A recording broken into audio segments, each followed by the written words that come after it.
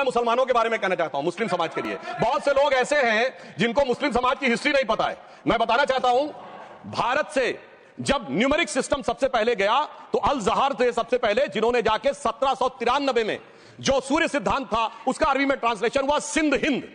और हम बता रहे हैं हम किस तरह के मुस्लिम को साथ रखते हैं। डॉक्टर कलाम से बड़ा आलिम इस्लाम में साइंसदान नहीं हुआ, और आरिफ मोहम्मद खान साहब जो बिहार के गवर्नर हैं, उनसे बड़ा आलिम फाजिल मुसलमान आज सियासी जमात में तो नहीं होगा, यह मैं दावे के साथ कह सकता हूं। मगर मैं बताना चाहता हूं सर, उसके बाद उन्होंने एक किताब लिखी कैलकुलेशन, जिसको शॉर्ट में अल-जब्र कहा गया, और वहां से अलजबरा निकला, और सर उसके बाद अल ख्वारिज्म आया। और सर आज मेरे ख्याल से सदन के बहुत से लोगों को नहीं पता होगा, ये जो एल्गोरिथम वर्ड है ये अल ख्वारिज्म से आया हुआ है। एक जमाने में इस्लाम में बैतुल हिकमत था, यानी वो सबसे बड़ा हिकमत का केंद्र था, जब एक से एक लोग होते थे। बहुतों को नहीं पता होगा कि कोलंबस ने जिस नक्शे के थ्रू दुनिया ट्रेवल किया था वो बनाने वाला भी एक मुस्लिम था, अल इदरीसी। मगर सर एल्गोरिथम आज ऐसा बदला कि एआई के एज में दलगत भावना से ऊपर उठकर औरंगजेब के साथ खड़े हो गए। सर ये एल्गोरिथम किसने बदल दिया, ये मैं बताना चाहता हूं। इस पे थोड़ा सोचने की जरूरत है। इसलिए मैं कहता हूं मुस्लिम पॉलिटिक्स की सोच क्या थी, हमने किन मुसलमानों का साथ दिया है, मैं बताना चाहता हूं सर।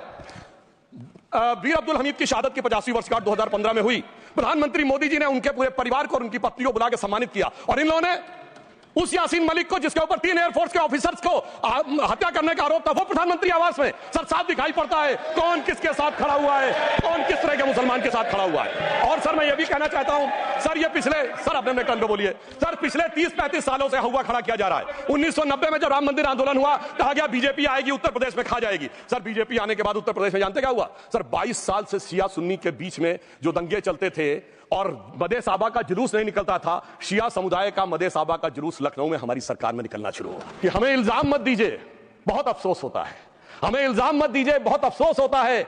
बड़ी तरकीब से कश्ती यहां तक लेके आए हैं और बदल देते हैं हम दरिया की लहरें अपनी हिम्मत से। आंधियों में भी अक्सर चिराग हमने जलाए हैं।